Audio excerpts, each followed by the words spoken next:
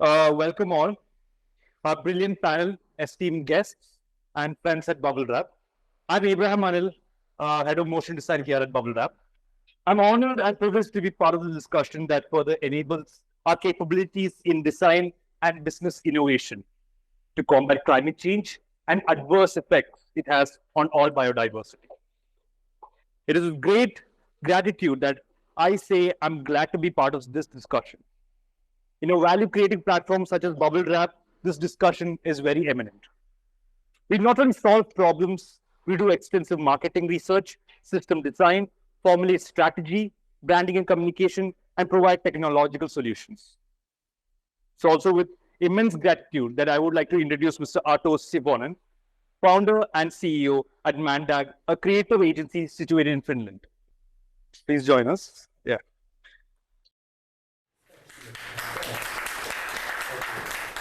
Måndag is the juncture for marketing strategy, journalism, activism, and action.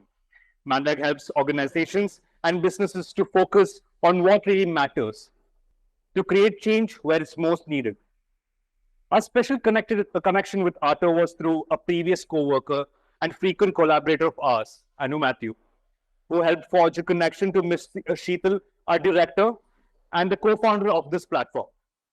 Needless to say, the exchange of ideas between us and Arto were very insightful and felt deeply necessary for it to be the topic of our discussion today, amongst one of the best creative practitioners and promising business minds.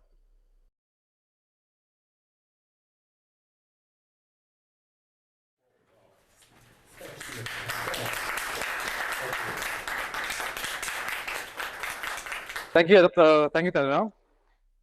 Joining Arto is one of our beloved directors, Mr. Jackson Dsilva.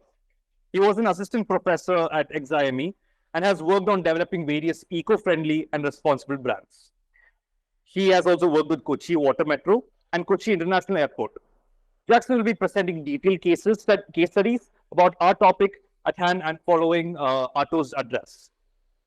The discourse for today stems from the urgency that has emerged out of all millennia, the critically enveloping agenda, that is climate change, and the ways and strategies businesses have used to involve innovation research and development to suppress the efforts of natural change, albeit not in favor of all livelihoods. It is of utmost importance that our panel today becomes an extension to all businesses, including that of the guests assembled here, because we need to be informed and ahead of this rampant curve. Without further ado, I would like to call Mr. Arto upon the spotlight. You could be engaging us now. Thank you. Thanks. Anyway, thanks for the invitation. And today it's what I'm gonna say. I'm gonna introduce something like what we do, and I'm happy that I met Bblewrap people because I'm pretty impressed what you do here, and also like learned a lot so far for a few days. Few things about us first. So Måndag is an agency. What we do, we are working only with related climate issues and human rights, and it's a tough job to do because I think that for us it's important to choose the clients and choose the product that we are working with. But it's not easy because, as we know, it's like everything is super complicated. So we need to make like really clear rules for us. We are designers, we are creatives, we are strategists, and then for our work, it's like we need to agree together who do we work with and who we don't. So these are like our core pillars of design, principles when we start to work. And I could shortly explain what that means. The first is like break down walls. It means like we believe that government, NGO, private level needs to be in the same table. When we are looking for the change related to sustainability, these guys has to be there. Too often it's like the corporations doing something and the government is doing something, NGOs are doing something, and they never talk to each other. It's because they don't share the same language, they don't have the same ways how to work. So we try to always to connect them. If one of our clients is one UN department, or they can be NGO, it can be corporate, and we start to work with one organization, we try to figure out how we can ask these guys to join in the same table. The second one is why I'm actually here is this Act Local, Impact Global. It means like we also believe like our office is in Helsinki, Finland, but where our work comes outside of Nordics, and I'm there like a few months in a year, but they mainly somewhere else. But we work, our clients are everywhere. But we can see that I've been learning a lot in a week about Southern India, sustainability, different kind of industries, how they operate here, how different they are. We work a lot in Africa right now, and it's been a huge learning process, like what's happening there right now. And we feel like when we're moving around in sustainable field, sustainable directors and professionals too often don't understand that sustainability means different things in different countries and different continents. And we need to understand how we can do differently, how we can do the sustainable actions in the Indian way or African way or European way or South American way, for example. Okay, this is us. But now I'm jumping in the topic for today and why we are here. My personal background is I'm also a designer. I haven't done designs for a long time, but I'm super interested in designs still. But also I'm teaching in few universities this topic because I feel like schools and designers and different kind of art universities, they don't really follow what's happening right now. So I feel like my principle, like I want to be there to help those students to be connected to what is really happening right now. So what I'm doing is like I'm bringing a lot of political debates and discussions into these design schools, because too often these design schools is like thinking about visual things, because design is not just a visual thing, it's like way more. Design and art, creative thinkers, thinking is like there's so powerful tools in this world to change whatever. So first we start open a bit about design, the word itself. Like we think this is design, but actually Mr. Job said it like design is not only like how things looks like, it's like how they basically work. Or what activism means. We think it's like demonstrations, but activism is more like, I think whoever, like what I feel like you need to change something and you start to do something for it. It can be your neighbor, it can be your family, it can be your friends, it can be a company, it can be whatever. You're becoming active. Okay, but also why we are here. This is news from, I think it was released yesterday. This is terrible. Last year, it's been the hottest in the world in ever, basically. So, and we all know this, and of course we need to think like why why nothing is happening, and also that last July was the hottest month ever, and I think quite many people have seen result like why this is happening and what has happened, because we have lots of fires, we have a lot of floods, we have, agriculture is going down in several countries. And maybe you have seen this graph is like, it's terrible. I look at it like when we go up, we have human civilization there in this level. And then we have agriculture gets underway, we have industrial revolution, and then we are just blowing up. Now we need to do something about this. And now we are in the late, situation in India, like maybe you also, of course, know this, like India is also like one of the most vulnerable countries in the world in this. Number 5, I found this statistics from German Watch, Climate Risk Index 2020. India is playing a huge role in this game because of course, like the countries and India's life is on stake here now, but also this is a massive huge country, a superpower who can really make the change. So that's why, especially here, it is important to talk about these issues. This is what's going to happen next, I think, starts 1st of December, Dubai COP28.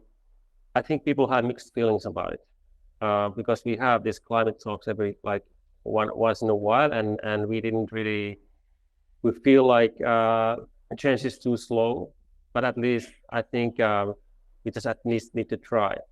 And I just mentioned like we are working with a couple of tracks there, and of course there is like there are a lot of, it's not only like what kind of decisions have been made in Dubai, but it's also who will be there, because there are a lot of corporations, again, a lot of governments, a lot of NGOs. It's like, again, like the shared actions, what I said before. It's like really important that people are in the same place for a while, because we are running out of time and we need everybody on this game. We need every single one.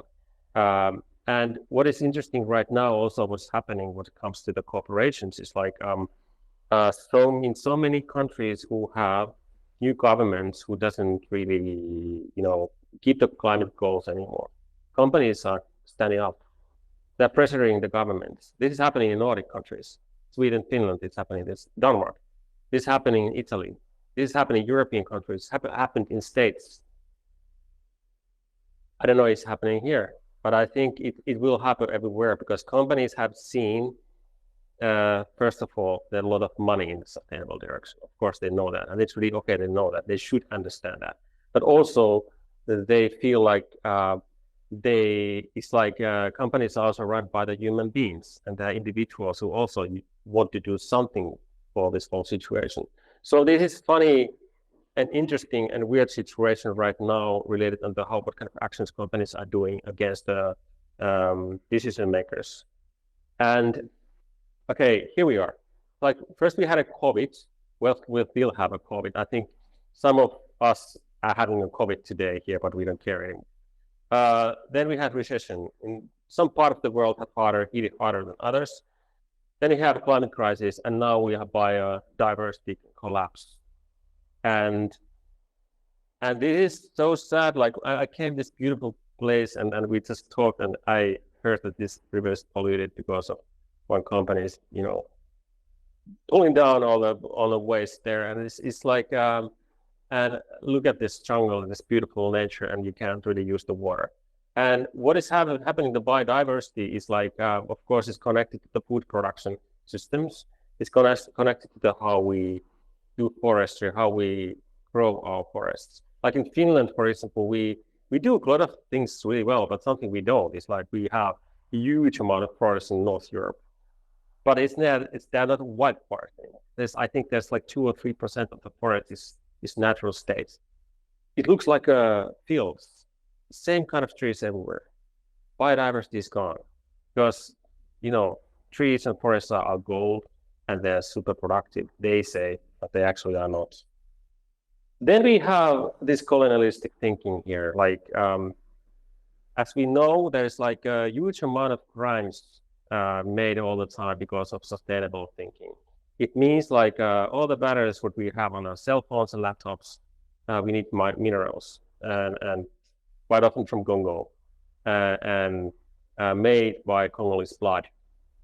Also, we take a lot of lands from the people. Like I just talked with the guys in Kenya, our partners. Like Kenya is leading kind of climate actions in Africa right now. There was just Africa climate talks maybe a month ago.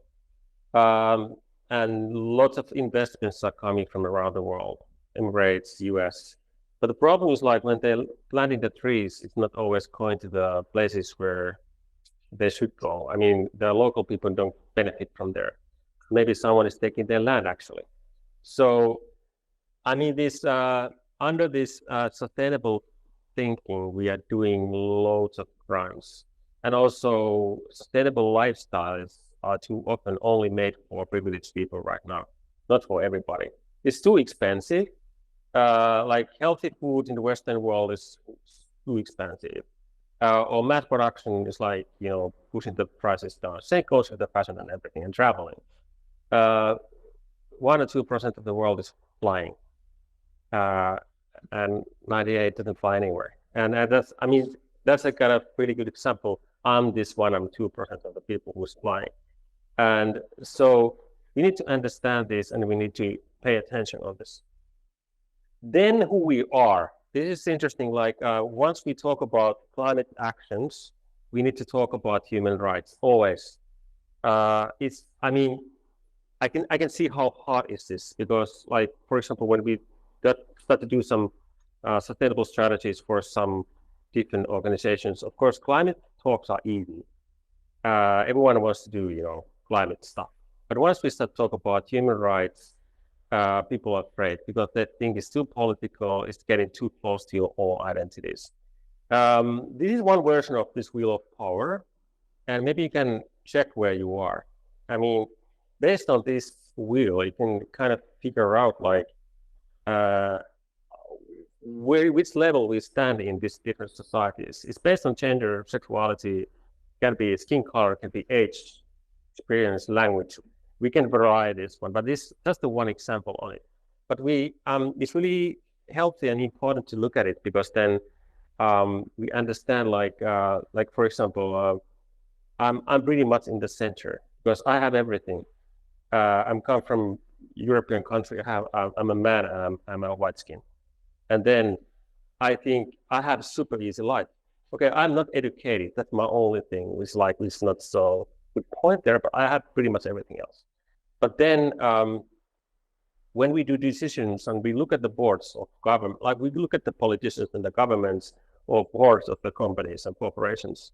Also in European corporations, that too often only like middle-aged white guys. And how we can change this is also we need to talk about the money and the business again, because most of those companies' customers are not middle-aged white guys. And how do they know? How do they market? How do they run the businesses if they don't understand anything else? They understand me in their own life. So this is a big question. And of course, the person, like you should think by yourself, like we need to change this. But sometimes I see money is a tool, like last tool what you can use to change things. And people start to understand in the companies which direction they should go. And now we all know what's happening in the war zones. It's terrible. Look at the news every day. I don't know how scared you are, but I also saw like there were like big demonstrations in Kerala related to Palestine, in Gaza. And I've been involved in these kind of different actions quite a lot, and also related to the Middle Eastern situations. And of course, I think whoever is kind of in these discussions, politicians or different activists, you need to be ready for that, like someone is going to attack you. It always will happen. And also, if you, as a designer, if you feel like you want to kind of raise your voice up, someone's going to hit you. It's always happened.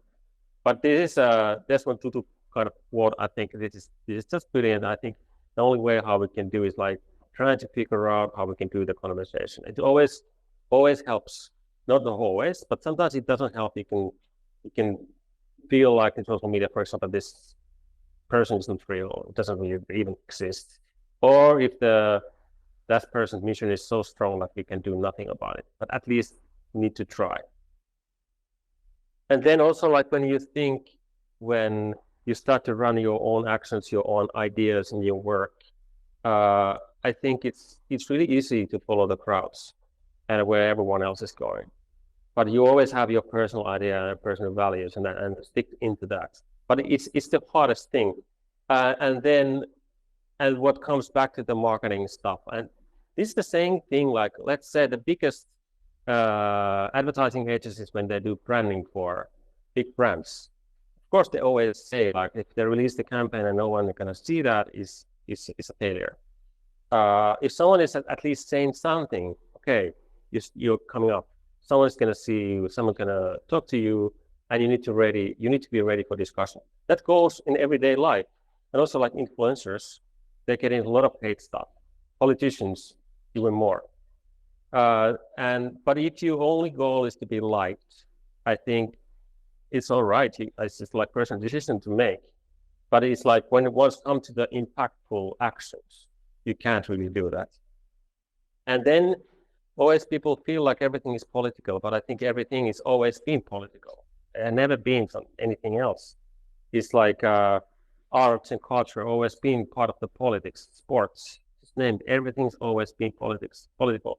It's like someone who is afraid of have diverse voices, actually just trying to kind of tell us the narrative like this is too political.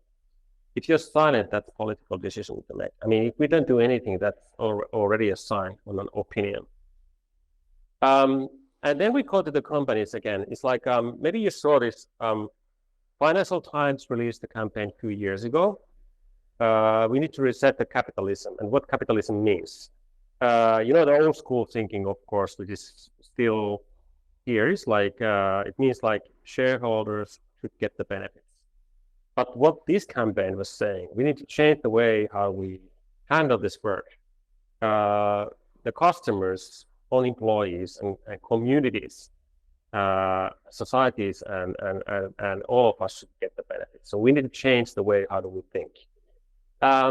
This is interesting, and I think what is really happening now, there have a lot of research done, like how different corporates have been changing their behaviors. You can see here 64 and 41, how different companies actually have changed the direction where they're heading to. But still, so many consumers think like that's not enough. This is from Edelman Trust Barometer 22. I don't know, what do you think? What is your opinion? If you think about the companies, you buy the products or you buy the brands or you're working with the company, do they do enough? Probably they don't. And also, like, we demand actions because there are too many kind of corporate responsibility reports on the websites, and then it's done. No, it's not done. I think it's not enough. We need to do more. So I think that's like we all have huge role on this. Of course, we are kind of trying to figure out where the change comes from.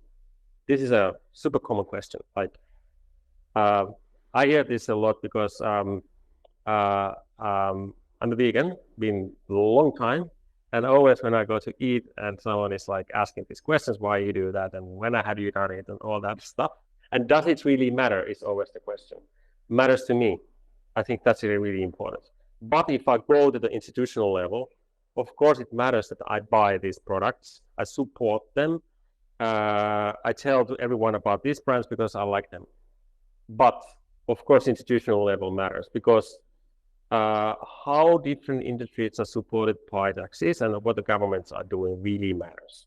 But we need them both. We need the pressure from down, and also we need kind of institutional level decisions. The problem with the companies is like, as I mentioned before, like we should have these sustainable actions. It should be part of business strategies, not any sustainable strategies.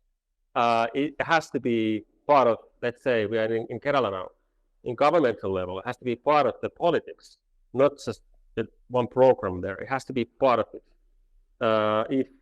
If there is like a business plan, business strategy, one company, and if let's say we have new company which like e-cars, or new company which is like new kind of farming or new kind of food production, then it's easy because they just build it now, and it's easy because the sustainable strategies are already planned therein.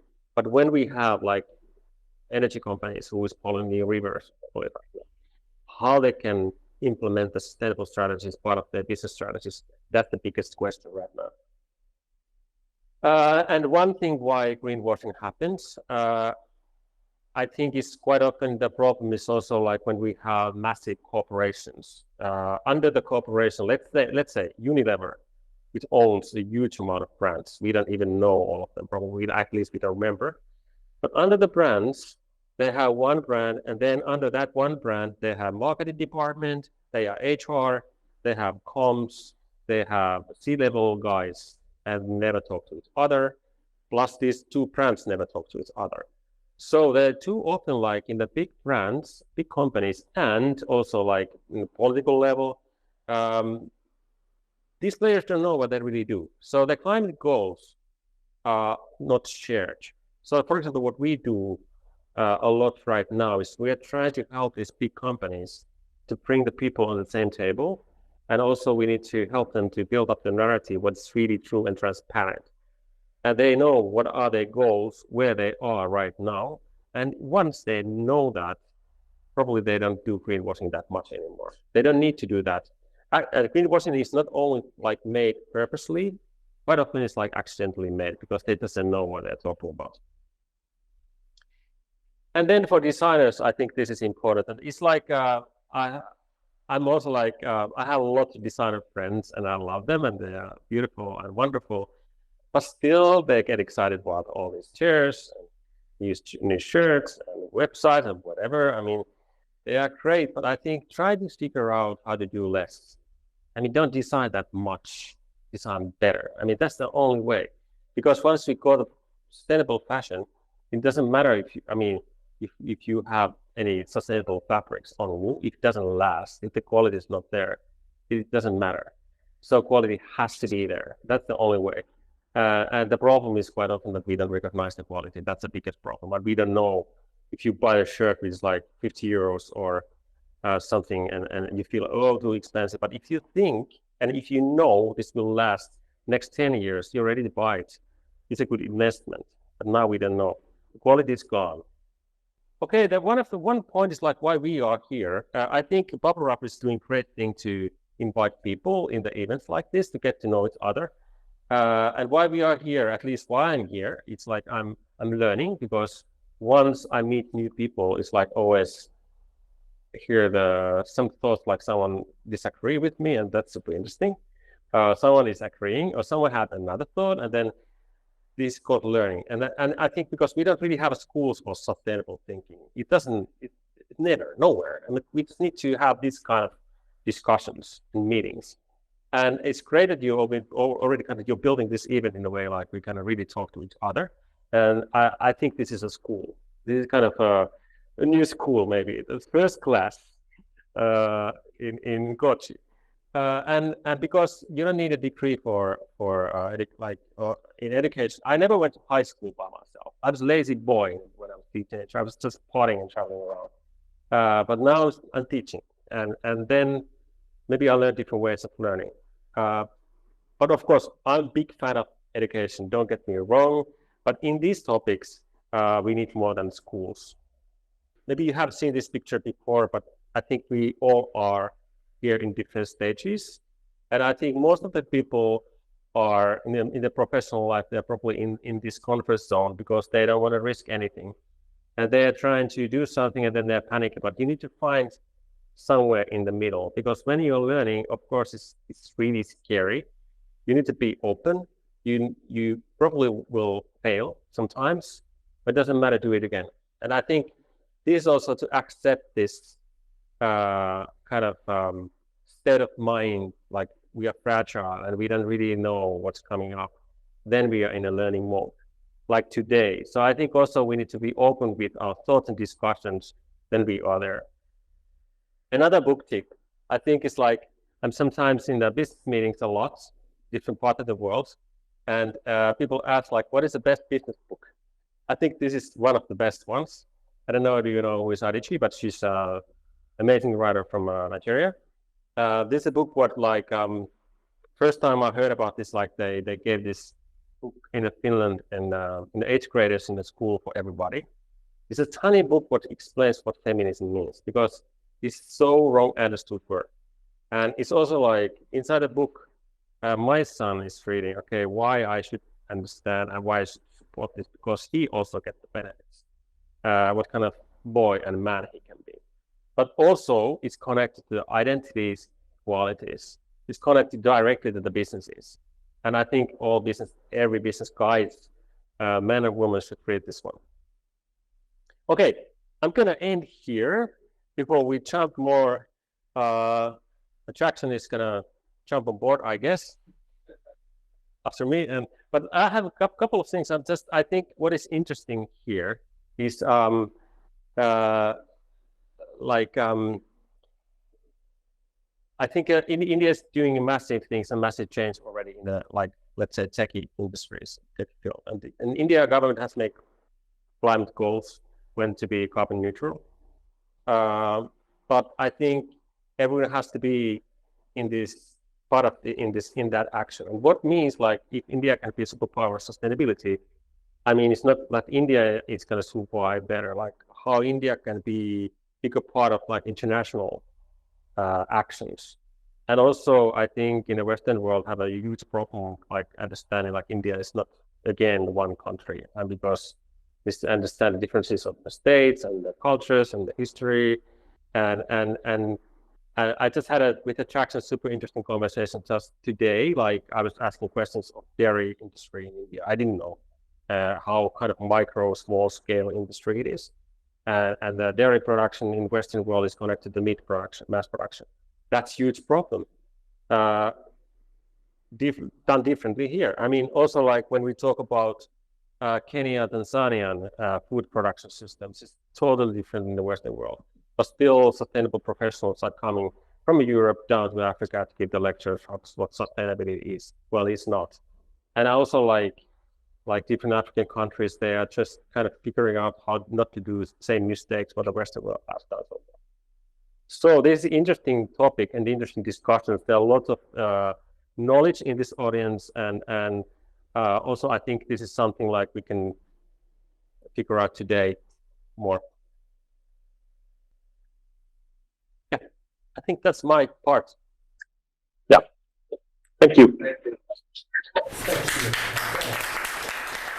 Thank you, Mr. for the inspiring speech. I know you have a lot of questions.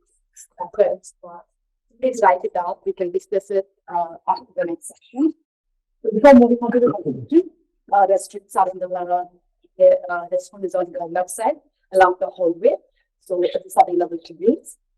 So let me welcome Mr. Jackson, Director of Bblewrap, to present case studies which is relevant to the subject. Thank you.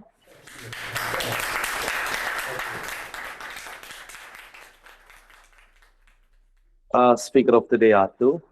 My most loved buddies, Raman and Sheetal is there from Finland online. Guests present here and online.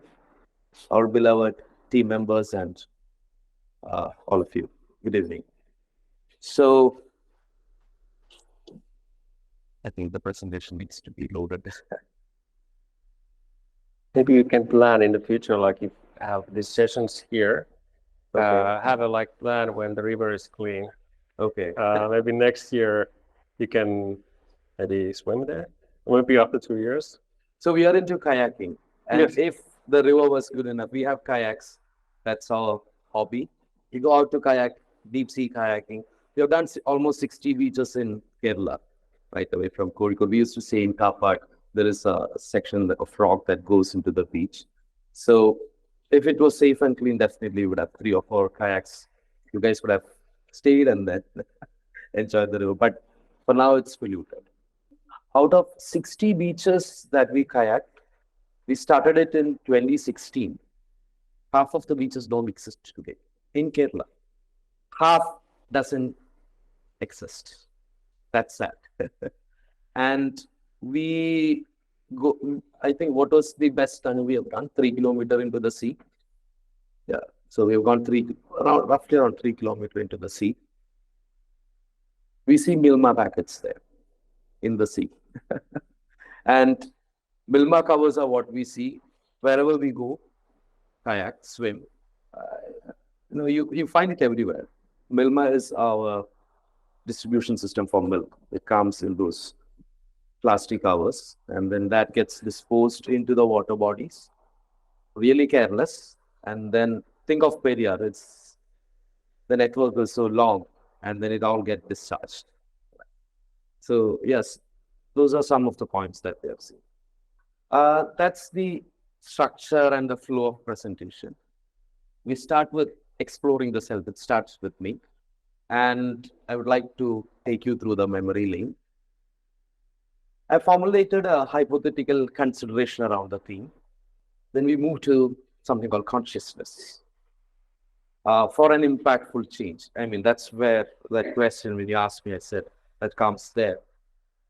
Then I should speak the reality of consciousness with me as well as with my team.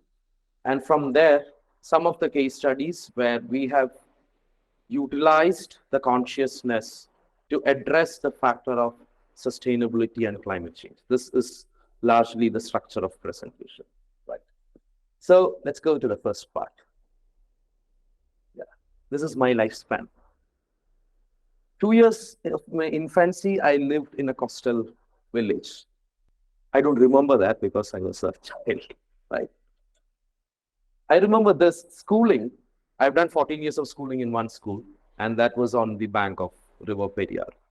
14 years. 3 years of my college was right in the beach in Kovalam. Employment, I was in Maldives, Bombay, Cochin, 10 years.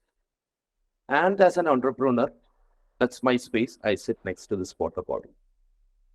I just calculated against my age, and then it says 91% of my time, I see a water body. So that's the kind of, exposure with water body. It can be a river, it can be predominantly sea, river, sea and river. That's what my lifespan says. Then if you look at my hobbies, kayaking, swimming, and fishing, these are the three major hobbies, right? 2017 is when I started kayaking. It was 2017 was my most difficult part of my life, emotionally, financially, a lot of struggles coming in. I was bored of YouTube and a lot of other factors, social media, networking. And then somewhere I got the hit from YouTube, kayak. And then that inspired me. I bought a kayak and started kayaking. It helped to change. I think some of my neurotransmitters played a different game, and then I could emotionally come out of a lot of issues. This is where kayaking started off. Swimming really came into action when Raman joined me because there was only one kayak, and he goes on kayak. What will I do? Then I started swimming, and then there are a lot of companionship stemming from there. That's what went with swimming. Fishing has been a hobby, and so these are my hobbies. Let's look into some of the best projects. Kochi Water Metro was my best project that I've done. This happened in 2011, where we submitted the feasibility study of Kochi Metro when I was a research scholar at Cochin University. Actualized in 2021. It took 10 years post-feasibility study, submitting the project report. This is close to my heart. Two of my entrepreneurial pursuit. When I left Four Seasons, they asked me, what are you going to do? I said, I will start an ornamental fish farm. I ideated it, put it down in paper, but then I really never started it. But it was ideated. Fishy was my real attempt in entrepreneurship. It got incubated with KSIDC. KSIDC is Kerala State Industrial Development Corporation, an ecosystem. We got debt finance, and the business failed. And then that hit me financially, so I have to run away back to I have to get back to job to level it up. That was a real attempt that went in. It is an umbrella brand in the sphere of edible fish, right? If you have seen Abad Wildlife, it's kind of a model. And then I looked at Ayurveda. There is a lot of ailments that I get, physical, some diseases, you get cold and all. So I checked with Ayurveda. They said, your body is Pitta Kapha. And what I do is I irritate Kapha, which is more related to the fluid. And then I get a problem, right? So if you look at this, you can pause it there, right? I think the lifespan and the hobbies and the entrepreneurship part, all of that, just keep that in your mind. When we went with this event, we met this person, Jinan. He's an NID alumnus, an exceptional personality who works around education at school level. I am also answering it from his perspective. He says your cognitive functions are either text-driven or observation experience-driven. What's the color of leaf? Green. It's color of sky. Who said? Haven't you seen brown leaf? There's a brown leaf there in that pot. Haven't you seen different colors of leaf? Have you seen different shades of sky? Yes. Then why did we say that? Because we were text-driven. define Western Ghats. Western Ghats is on the western side of India, and then the highest elevation is, I don't know if I'm factually error, I'll put it at 7,500 feet, flora, fauna, so many rivers. We have been learning this, but we never visited Western Ghats. We were predominantly text-driven. That's what we do. Resultant is your cognitive function is at perception level, attention, information processing, and memory level. Those are lower order cognitive functions. But when you are observation and experience based, then that results in higher level of cognitive function. Say creativity. You all work in the field of creativity. Motivation. The way you learn, the way you think. Your executive functions, running an organization, organizing something, and communication to get collaborated. Now you go back to the other part where how the water body has influenced me. I think it has contributed to a higher level cognitive functions. So this is a change, that is the shift in perspective, which is very important for a higher order perspective, higher order cognitive function. We had discussion with Jinan, and then it's derived from his concepts, his explanations of how things change when your cognitive function, when you move from text-based to observation-based. Your cognitive functions really lift. It goes up, and then you change. There is a lot of change that happens to you. So that's shift in perspective.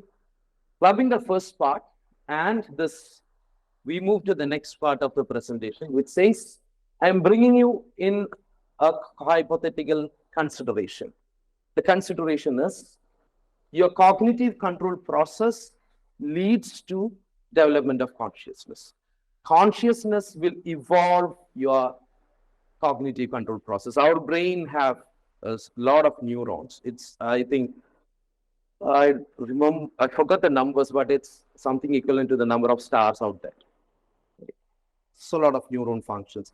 It builds neuron connections, and then it improves your cognitive control process, leading to better consciousness. So it's a cycle where we build our consciousness. The consciousness goes up. So I want you to have this internalized to you, with you, that is consciousness.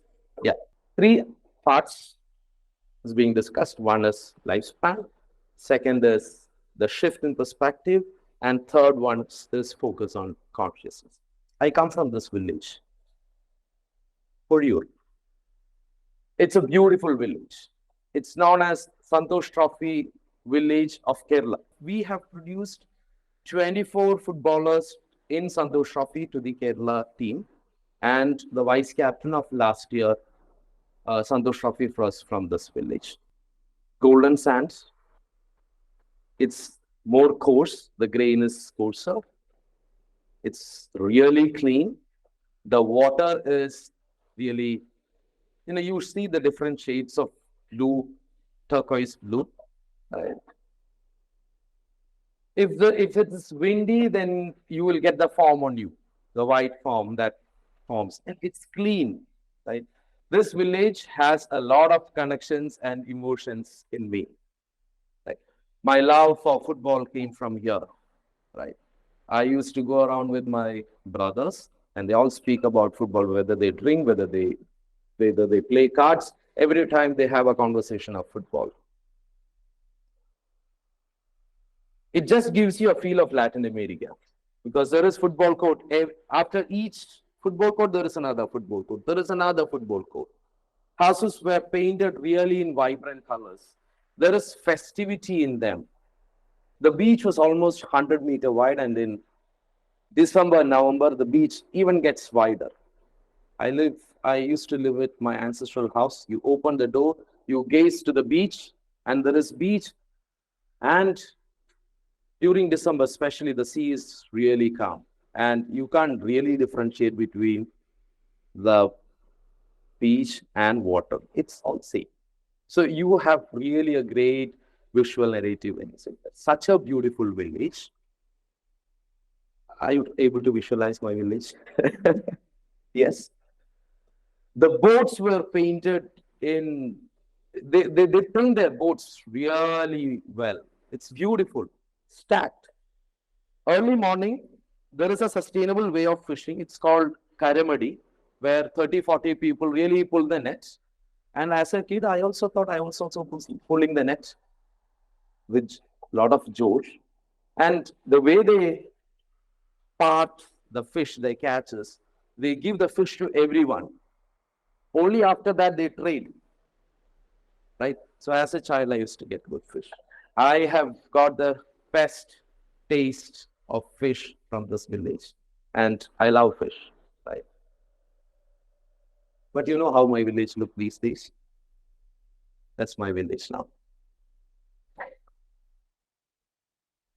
So this is where we had our house, my ancestral house. My memory lane all started from here. The beach was almost 100-meter wide, right? It even was 200-meter when the season changed. So around November, December, seashore starts getting wider, and monsoon it gets eroded. This was shot in 2022. This was, I think you might have seen this in news. Major impact was after construction of Vilniampur. It's changed the wave pattern, and the sea just came in, and that's the fate of this village now. It hurts me at my emotional level. It really hurts me. Climate change. If you ask me, is it because of not considering the factors of sustainability and climate change? Yes. But is it done by these villagers? No. We never used to see this plastic in our beach. That's what I said. It was clean. It was golden sand. I don't know if you guys have visited Puvar beach. How many of you have done that? Yeah. How do you recollect that landscape? Very pristine. Nice sand. Nice sand. It's more gravel. Unlike the beach that you see here, which is more of fine dust kind of thing. Yeah. Water, bluish. You see turquoise shade and all. Yeah. You might have seen. And nights we used to sleep in the beach. Starry nights, the best sight of the sky I've experienced. This is what is the current state of this village. Yeah. Let's go forward. I live in Kochi. I operate and function in Kochi. This was my house in 2018 flood. I was not really emotionally hurt like what happened in my village, because I live most of my life here. Those are my kayak and my rubber inflatable boats. But then there is a physical level as well as an emotional level impact in my household. This is what happened in 2018 floods. So you just go back to the lifespan, which says the impact of water, consciousness, and the impact that has been there in the life because of change in climate. I am pretty sure in my lifespan, if I don't die early, the chance of impact of climate change is still ticking. I think there is something bigger coming if there is no actions that is taken. With this, I propose my hypothesis. Just before this topic being discussed, we digged a lot of research papers, had discussion with professionals in the area where sustainability and climate change are factored in value system. According to my hypothetical consideration, this have to shift, and sustainability and climate change have to be factored into the level of consciousness of the individual. It has to be there in the consciousness of the individual. So this has to be a radical shift from value system to the system of consciousness is what we propose as hypothesis. Some derivations from the past. I was in academics. I was a faculty member. My domain was in marketing. I worked majorly in the area of research, analytics, and strategy. My active role in academics was for a decade. Roughly 1,200 students was there as part of my learning ecosystem, and I have created 300 marketers. I had this feel something was not going right. There was a bad feel. Always there was a bad feel. And then I analyzed, tried digging up, what is it? What is that bad feel? What is that bad feel that you are getting? The bad feel is the consciousness was not included as part of a balancing play. Now, I would like to explain that with the help of Bloom's taxonomy, which is the science of learning. So we are checking out the Bloom's taxonomy, where if you are at a higher learning curve, you will be able to create. You are in a creative process. This is what happens in school. You remember and you understand. Right? That's what is text-based education has contributed. We were asked to repeat, we were asked to write exams, and then we are graded. And then they say, yeah, my kid is smart, I have scored marks.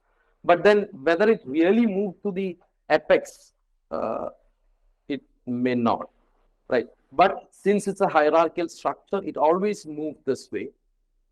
Where we propose this is when you are value driven, you tend to be at the middle layer of your learning process. But if you are consciously driven, we believe that you will be at a higher learning curve. You will be at an apex of the learning curve.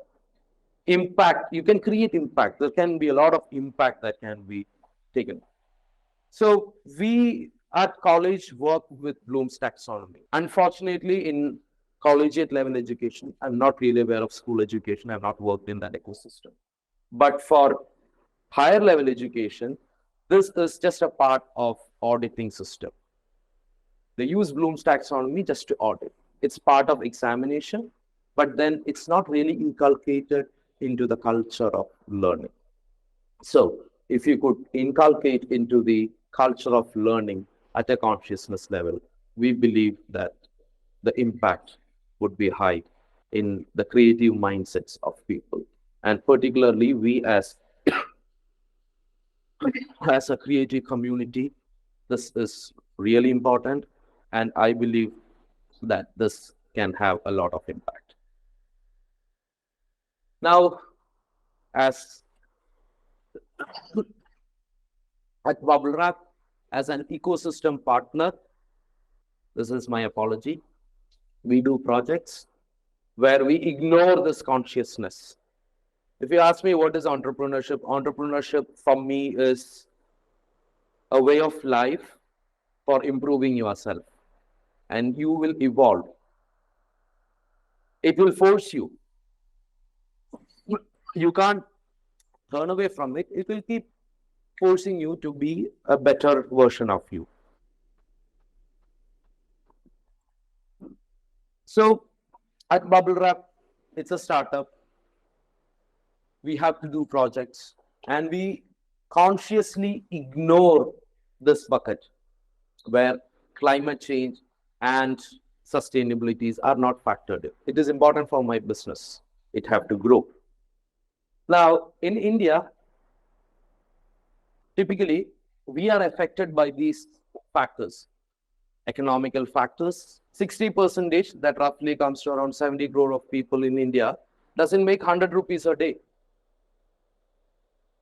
For them, it is survival, which is a priority, which is a huge market share, where the factors of sustainability and applicability of sustainability, climate change really become difficult.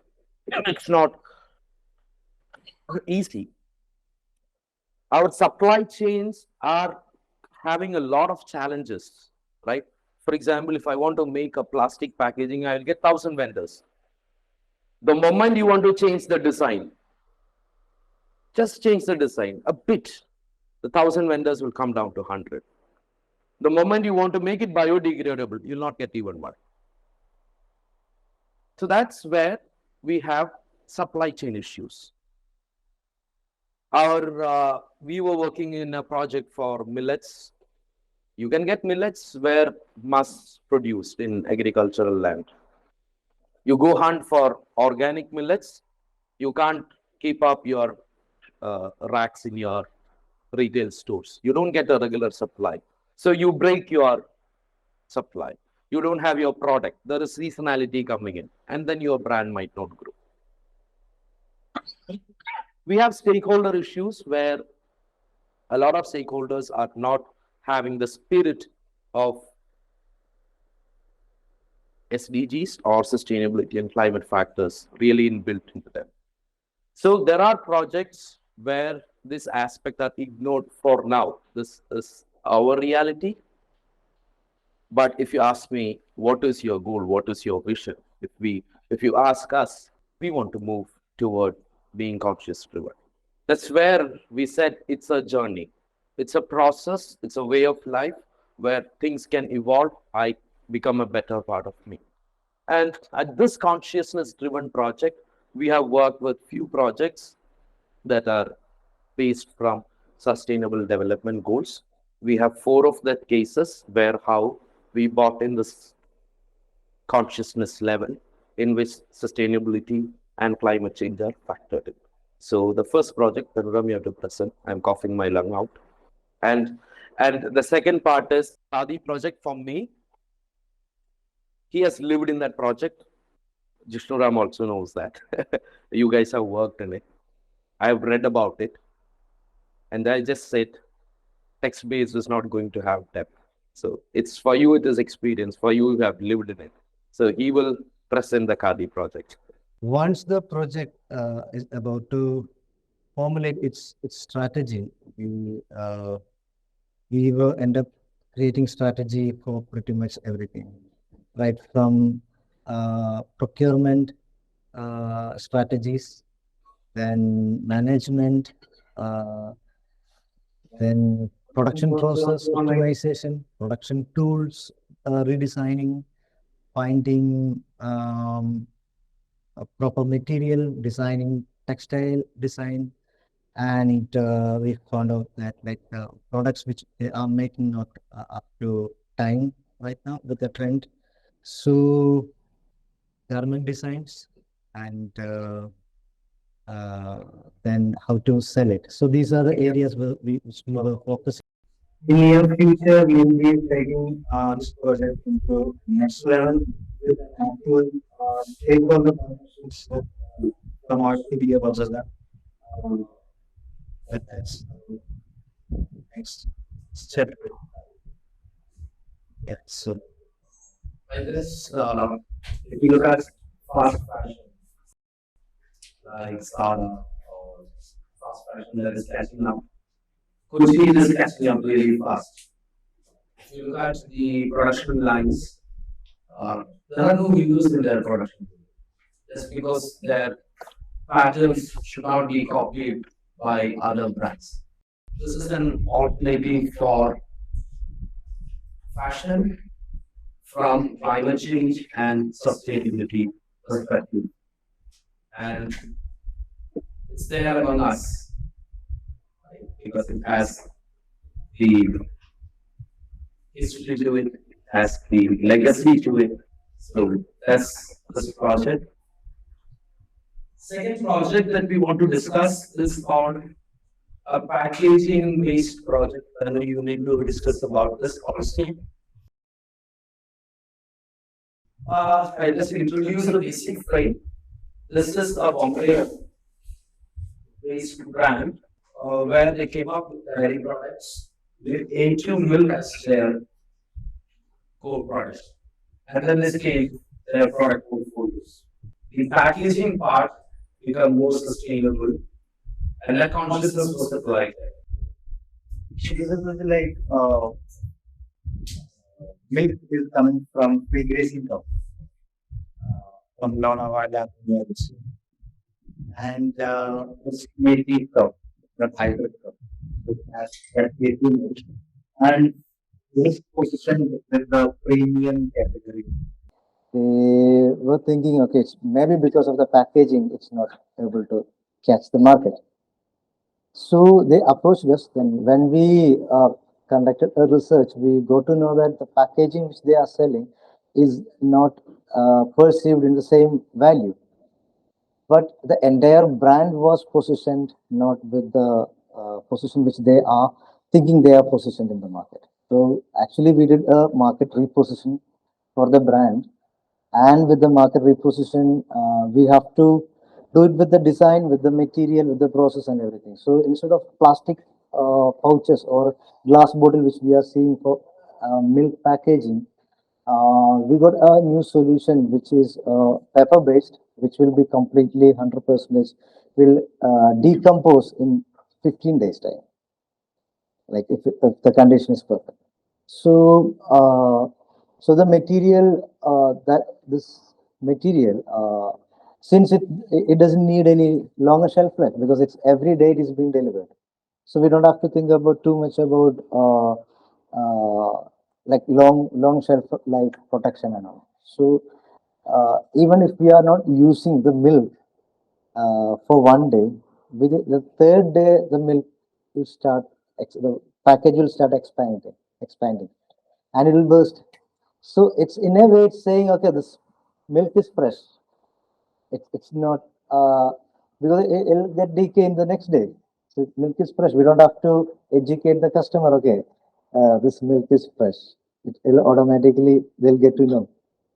And the material is completely eco-friendly, which we use.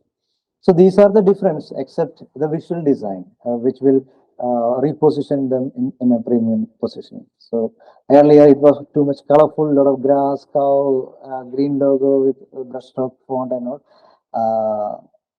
Then we when we repositioned, we made it minimalism with black and white, just minimal, too much. So these are the explorations we tried, lot of explorations we tried before coming up with the thing. So we need to show the traditional thing. So we took a lot of approach before finalizing it. So yeah, so that was a success story. Right now they have grown into their product line length, breadth, width, everything like expanded. They are exporting into Australia, US, their special ghee, and they come up with a lot of different products like ice cream, curd, chenna powder, paneer, milk powder, lot of products. Then they have they are using multiple channels for sales. So just with the milk in just in Mumbai, they right now they are handling almost with 5 lakh subscription per day right now. So this happened from 2000. I think this is happening in 2017. This project started, and within this 5 year, 6 year time, they are actually leading with this niche category milk. And a lot of players are there in that niche category. But it's not like Milma, which will be growing or will be having huge market. This is a premium position milk, and they were able to reduce the cost to 80 rupees MRP right now because of the volume, and they got that break-even point, so they reduced. Then again, it will increase the market share. That's the expectation. Yeah. So again, that's native milk. Yeah. Yeah, so that's native milk. But then I also want to draw a few lines where I hope you remember why we do projects consciously ignored, why we're not able to take it up. So if you look at the founders of this business, Ronnie and Abhinash, one is from IIT and the other one is from IIM. Look at the key shareholders, they have a perspective to it. When we presented this idea, they said, hey, let's take it forward. We are willing to take it forward.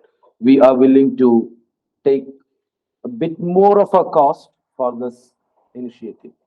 We did market research and identified that if somebody is willing to pay 130 rupees to a liter of milk, and that's a niche group, they were health conscious, they were aware, they were customers with knowledge in that area, which means these customers are environmentally conscious too. And this got well received by the consumers. If you look at the production lines, they use Sahiwal cows from Pune. The milk doesn't come from a mass produced farm, and it comes from farmers who are marginal farmers. So when you cross check all of the points, there is a lot of factors from sustainability and climate change factored into this particular project. That was the project on native milk.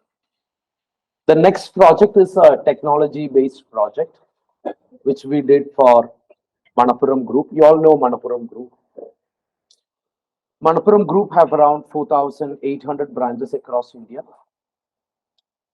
50,000 employees onboarded on their NBFC business. And this was a fully digital learning platform where employees get onboarded on day one and till exit. Their career progression, their remuneration, their incentives, their career management is mapped through this particular application. Why we pitched in this project is because if you have that layer of consciousness coming in, even at technological level, it can be sustainable. You can factor in the sustainability and climate consciousness. You all use data, right? Do you think you contribute to global warming? At what level? You contribute to 1% of global warming, right? 1% of your global warming index is contributed just because of our data. So in this project, also we were conscious when we were using technology, we use transcoding. I will just take few examples to tell you how it works. For example, I can put an Apple image on their server, 2 MB. I can transfer it through internet. It reaches your phone, you download it. So exchange is 2 MB, right? Basically, your data infrastructures are huge, and you need a lot of infrastructure from power. Management is really difficult, and these really gets hot, right? Contributing to global warming. What we did is we made those into codes. It's called transcoding using Amazon service buckets. Now a 2 MB data was transferred to a few bytes. So it's no more an image that is coming in, it's just a code that comes to your phone and then you see an apple, right? So for user perspective, it is same. So it is your, there is a cost center of development there to write it as a code, but then if that consciousness is there, technology project can really make. You know how intimate we are with the digital world. There's a lot of digital intimacy creeping in. Digital intimacy is new culture being developed among us. There are a lot of areas that we have cross-checked to factor in sustainability and climate change. From business perspective, they don't travel anymore, even at their regional level. Their trainings, physical trainings have been really, they have almost, they have maybe 10% of what they do. I don't have statistical data of that, but then it has considerably come down. HR, which is a cost center, was converted to revenue center. Trainings become more effective and efficient. We used theories of gamification so that the human workforce quality is also improving. So quite a lot of areas we worked in. So technology products can really work around that point. This project was awarded, not exactly this project. This was the Learning and Development Initiative of Manappuram, which was awarded in 2021 for CLO Leap Vault Award by TIS Tata Institute of Social Science for Best Learning and Development Initiative. So this have changed the landscape of training systems from sustainability and climate change perspectives. Can we go to the next project? Next project is an interesting project. Edible forest. I think we have discussed this. Edible forest is a new business adventure. We got one more guy. I got a friend of mine. His name is Midun. Midun, Kapil, and we were classmates. I don't know. 20 years later, we thought, okay, let's try to put a brand, and we started looking at a brand which offers nutrition, personalized nutrition. This is where we started off with. And in the journey of this project in Wayanad, we have one of our director, Mr. P.T. John. He is a farmer and he is taking lead role in promoting traditional farming practices in Kerala. He was one of the key pillars in farmers' protest in Delhi, and he has a lot of projects done in Wayanad. So we travel with him in search of primarily millets and all millets. And we ended up in a farm in Amba village. What was the other name? Sugandhagiri, where we found beehive fencing around, where beehive fencing being put up where there is human and wildlife conflict. Kerala has 30% forest cover, and our population is really high, which means human and wildlife conflict is also high. In India, stats says around 500 lives are lost because of annually human wildlife conflict. 100 elephants were killed last year, and our human wildlife conflict is on increase. It's just going up. If you look at how is this managed, electric fencing is what they use. If you look at Kerala, they say a lot of projects use solar power, but Kerala just produce 30% of electricity. The rest comes from the grid, and the grid is predominantly based on thermal power systems. Electro fencing is not really the sustainable solution, and it's not good for the wildlife. Second is trenching. Again, not a real method. Third is, in a lot of areas, they use their own methods. They use air padakam, not air padakam, what is that? Yeah, they use dogs, they use guard. So this is how we manage human wildlife conflict. There is a story to it. In Africa, Dr. Lucy King also studied on how this can be managed, where they went with the communities, the tribal communities. This is where that observation and experience-based thing leads to consciousness. This is where everything narrows down. And they understood bees can be an effective tool for repelling elephants from encroaching to human settlements, which are close to wildlife. So there are three types of bee buzzes, and elephants could understand these buzz. And elephants also ring an alarm to the rest of its herd if there is a line of attack by honeybees. So beehive fencing was found to be a really effective practice in order to keep away wildlife sustainably from human interactions.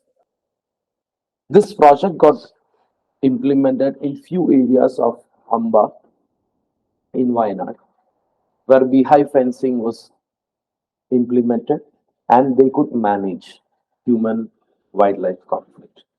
There are more advantages to this project. You have more bees, you have more pollination.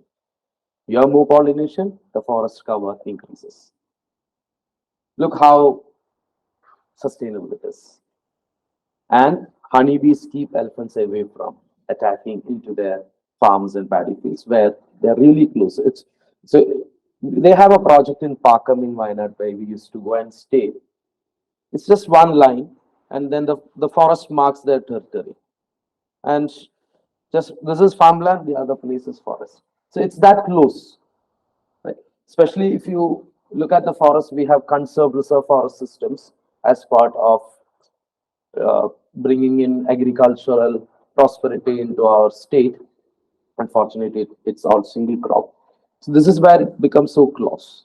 And we are taking the initiative to promote this honey, to scale up this project, because for marginal farmers, it contributes to income. Most of the honey that you get from the Kerala market comes from single flower, or the bees doesn't collect honey from multiple flowers.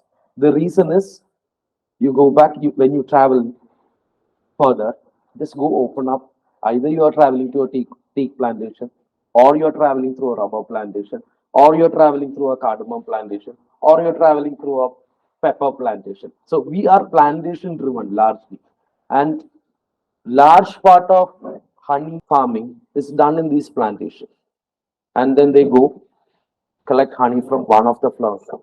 But here, when we are having it around the forest, honey comes from different flowers, and it's raw forest honey. So that's the project that's ongoing, and we are very soon introducing this product into the market. And our idea is to exchange the value that we get to the farmers who are engaged through beehive fencing and contribute to their well-being. So that's a project that we are having. So this is just not honey.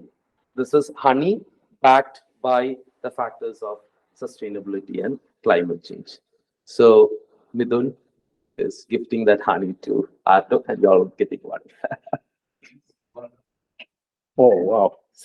Thank you. Thanks. Thank you. Beautiful. Thank you. Great. So we thought, what will we do for sustainable packaging? We thought we will buy wood. Recycle. Nice. Recycle wood. This comes as the pallet wood into cement go downs. So we sourced it, plain, then polished, and yeah, engraved. How are you going to explain the story here? Because it's not easy to understand why this is so special. Think how you can narrow down the information. I think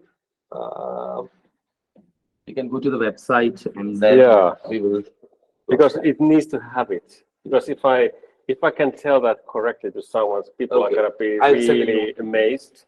But I mean, like everyone who's like handling this one, I think we don't really know how to tell the story like you did, because it's really complicated thing, and it's huge. Yeah, it's a huge thing what you are doing here. And if you look at India, Kerala is just a small state.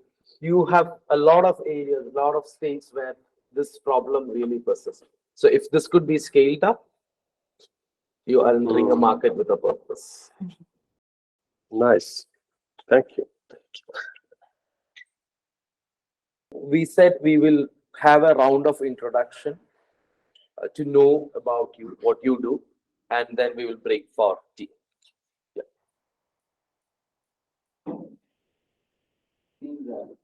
I run something called a venture studio. It's a place where you create multiple initiatives, acting as a co-founder capacity. Relatively rare in the country. There are a few venture studios that are getting built in the country. Internationally, it's quite a popular concept. It's gaining high traction over the last few years. So we're trying to be one of them, is building a quality venture studio from this part of the world. I've been an entrepreneur for some 10-15 years, interested in community building, learning, very connected with the thoughts of Bblewrap founders. They're helping us build a brand. That's what it is. Hello, I'm Anjit. I am a former alumni from the National Institute of Design, and then I spent a decade in Finland. So I sort of also got to know Arto while he was coming here. And I studied sound and new media, which is, I try to blend sound with interaction design in Finland. And a lot of work I did there was in service design and strategic design. But I have a background in UX as such. And now I'm doing design research. I'm a research scholar in cognitive science. And I'm also part-time, I'm mentoring some of the NID students who are here for a fellowship. I think they'll talk about it in the next session. So yeah, nice to be here first time. I wasn't aware of the studio, and now I'm in Kochi, so it's nice to know about Bblewrap. So one question. Yeah. We put a hypothetical consideration on consciousness. What is your take on it? Yeah, the cognitive science aspect of consciousness. I think I was exactly looking at that. The taxonomy, the Bloom taxonomy about skill development is something I'm looking at. Okay. So there is a bit of an overlap between the Bloom taxonomy that you put in and consciousness and how that relates to skill development and trying to take it from the value system to the consciousness system. But I think that's exactly where education needs to transform from just like you said, Jinan's research I've also been following for a long time. He's kind of anti-literacy movement and anti-text movement. So yeah, he's definitely moving in those esoteric spaces, So the West defines consciousness in very cognitive, very scientific terms. And the way we designers want to look at it is more like mystical terms. So I think there needs to be, We will have more. yeah, definitely. Thank you. So I just want to add that this one course that I teach in NID, it's called Experiments in the Art of Systems Thinking. So it's not systems thinking theory, but it's trying to bring these levels, higher dimensions of artistic processes in systems thinking. So I'll share some of that stuff. Thank you. Hello all. My name is Shubhashri. I'm from Pune, and I'm doing masters from National Institute of Design, Ahmedabad. I'm doing masters in ceramic and glass design, and now I'm here in Kochi for my graduation project. It's related to sustainability only, and I did bachelor's in architecture. I have architecture background also. And we are around 14 students in Kochi with different topics, and we are working under Mayor of Kochi Design Fellowship. Yeah. Everyone, I'm Astha. I'm from Delhi and I'm also a fellow at the Mayor of Kochi Fellowship. Like Shubhashri already mentioned, there are 14 of us working with the mayor and trying to find design solutions for different problems in the city that we've identified. So my project is also related to sustainability, but then it's about waste management and how we can include communities and how they can together, like through a participatory form of design, bring about change in the city. Hello everyone, I am Sneha. I'm from Rajkot, Gujarat. I am also a student at NID. I'm an architect by profession, but I'm doing my master's in product design. And as like all the fellows, we are working on City of Design that Kochi wants to put itself as a city of design to UNESCO, and we are following certain SDGs and also trying to look at localizing them within Kochi and trying to work at different aspects of it. So particularly my project is around bringing play to the mundane life of life within the city. So the concept I'm trying to derive is around making Kochi a playful city, I mean, playable city. So that's where I'm working on. No, I have a lot to say about that. Yeah, so yeah. Hi, I'm Lakshmi. I'm a first year undergrad student at SEPT University. So I'm still new to this, and this is kind of like my first introduction to sustainability outside of college. So I'm just here to get introduced to new things. Hello, I'm Vishnu. I'm a postgraduate in new media design from NID Ahmedabad. Completed my graduation in 2015, and I took forward my design project, final year design project, as a startup. I started in 2016 a medical device company in Sri Chitra Institute of Medical Sciences, Trivandrum, and I have been surviving since then. I mean, it has been a roller coaster ride all these years, and right now we have a manufacturing facility based out in Maker Village in Cochin itself, and that's it. Hello everyone. My name is Pramodini. I am also from NID, and I am pursuing my degree in a course called Strategic Design Management. I'm also part of the fellowship program here, and the project I am focusing on is ecology in Kochi, ecology in the city, and how basically the governance can, the local government can focus on increasing more projects around sustainability and ecology, eco-conscious projects in the city, and how they can nurture it within their wards. So that is sort of what I'm working on and developing a framework for that. Hello all. Hi, my name is Varsha Nandyar. I'm an architect by profession, like a lot of us. I changed into design. I'm also doing a master's in design from NID. Currently, I'm working in a bioscience company called Absolute, and we are absolutely sustainable. So that's what we claim. So I'm working as a strategic research designer with the founder's office, and we work around biomaterials, biopharma, and bioag. So we interact a lot with farmers to bring in a lot of bacterial inputs to replace fertilizers for our farms.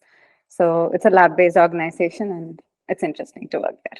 Hi everyone, I'm Annie. I just moved to Kochi. I have a master's in product and service innovation from Carnegie Mellon. I am really interested in systems thinking and sustainability. I worked in social impact before going for master's. I also worked in tech. So I'm really excited just to be here and hearing all your thoughts. Yeah, I think that's it. I'm hoping to connect with all of you. Hi, I'm Alina. I'm currently based out of Bangalore, but I'm from Wayanad. So you gave me some honey that you brought from here. I'll take back there. Yeah. So yeah. So I'm an architect and furniture designer by education. At present, I independently practice space design based out of Bangalore, as I said. I'm also a visiting faculty at NID Ahmedabad. I also have taught in international school. So if you ask, you were talking about, is this, are these taught in school? How is it approached? I think the schooling is very much detached from the real life scenarios. They learn a lot of things, but they are much less aware of what is happening around them. I mean, they're in my immediate surroundings. So that is one thing. Yeah, otherwise that's it. I'm also, from NID. We all were there at NID at the same time. Tanu, Jishnu, everyone. Yeah. Good evening, everyone. My name is Parvati, and I'm from Nest Group, Cochin, and it's a frozen food exporting company. And I have no knowledge about this designing, and I'm a quality controller in a food industry. And thank you for accompanying to for this opportunity to attend this event, and thank you for Bblewrap for this chance. And thank you. Good evening. I'm Philia. I've done my graduation, like master's in food processing and business management, and currently I'm an employee in Nest Group as in digital marketing. And thank you for your platform. It's really interesting that I'm really got interested by seeing the topic and the sustainability and everything, and I've really got a great knowledge about this. Thank you. Hi, I'm Jishnu. So currently working as a AVP Citibank, taking care of user experience activities.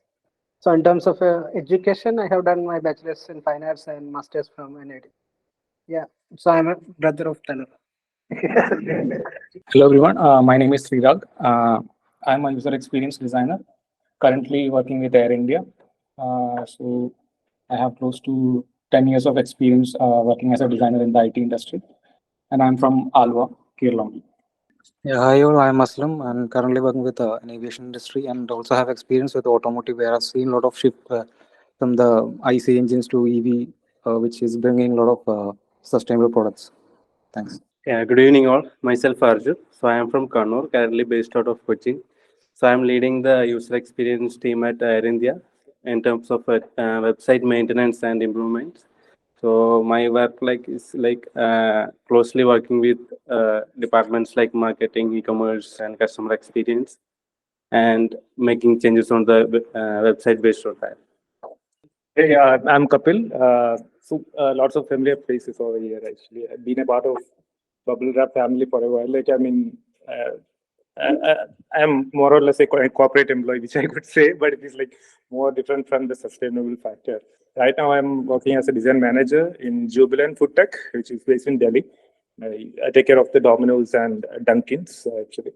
So, but more or less, it's good to be here because we always used to have this conversation when Tanu and Jackson, we used to have roam around this place and we used to sleep at this place and over here in the COVID days, and we used to talk about sustainable factors, and maybe we are planning to start up a NGO or something while we were actually on our usual talks. Okay, so when they invited us, invited me, I mean, my wife is also a designer, and she's also a good friend of lots of people over here. Actually, everyone knows her. So we always had this idea of bringing something which can make a change actually to the society or the social factor. And I feel proud in some ways, because I've been that culprit in connecting people actually, because Jackson is a friend of mine from my college days, which is in hotel management, and Tanu, Jishnu, lots of familiar places like Vishnu, Jishnu, Aslam, and lots of people. And somewhat I connected with these people because they wanted some help from Tanu, and Tanu also wanted some help from Jackson, and hence there been a collaboration has born, and it has actually lead to this interesting thing which right now, which I'm seeing right now. So I'm so happy to be here and yeah, being glad to be here. That's it. Hi, good evening, everybody. My name is Joe Abraham. I'm in, by profession, I'm in advertising. Right now, I'm heading one advertising agency in Cochin. Basically, I'm from Trivandrum.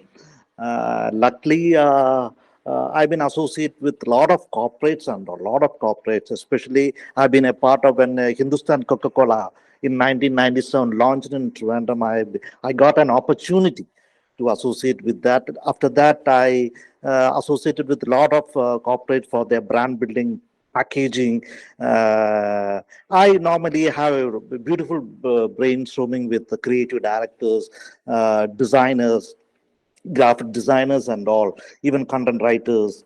So the question is why I'm here. Actually, I'm here because of my daughter. She's doing her BDis at KSID, Kerala State Institute of Design.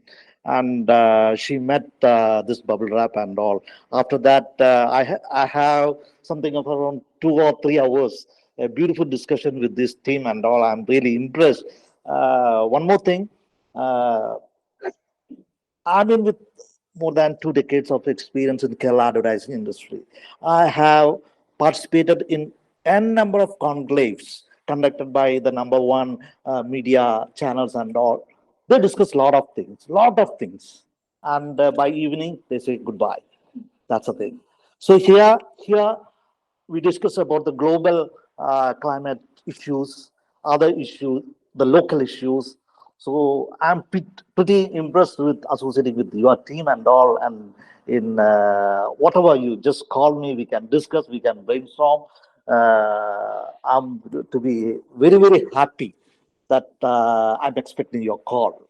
I think within a couple of days back, we have been connected to LinkedIn. Couple of days back, just after you are receiving the invitation. It's Joe Abraham, just remember, okay? Thank you. I have to say that I think we need these kind of collaborations, that creative agencies are not competing against each other, and they need to work together. Also, I think the same thing should go with the companies, even in the same sector. Like, you shouldn't be fighting against each other, because everyone is winning if we do like a right change. So I quite often creative industries, I mean, it's like competition going on, and no one is talking to anyone, and we're just trying to, have all the awards. But you are invited here. I think it's really great. Yeah, and sons and daughters, again, I'm making the change. So I guess you all got introduced. We know the psyche of everyone, where are our mindsets. To break for tea, coffee, please feel free to network, bring in ideas, get introduced. And just like Kapil said, we don't know what is going to get me. So yeah, thank you.